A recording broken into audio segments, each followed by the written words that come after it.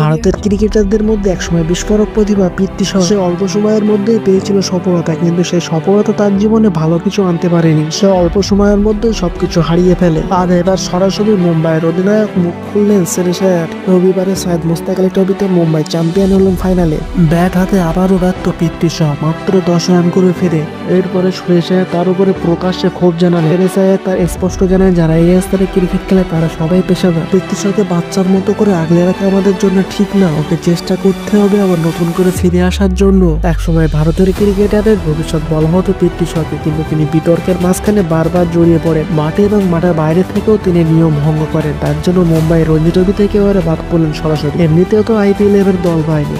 শ্রেয়স মনে করেন যে পৃথ্বী শার ভেতরে ঈশ্বরের দেওয়া প্রতিভা আছে, কিন্তু তিনি আরো যোগ করেন যে নিজের প্রতি তাকে যত্নশীল হতে হবে। জোর করে কারোর দিয়ে কিছু করা যায় না, ওকে চেষ্টা করতে হবে অনেক। পৃথ্বী শা কি তার ফিরতে পারবে, তা সেরকম হবে। আপনাদের মতামত জানাবেন। আর আমাদের ভিডিওটা ভালো লেগে থাকলে একটা লাইক, একটা শেয়ার, একটা কমেন্ট আর একটা সাবস্ক্রাইব।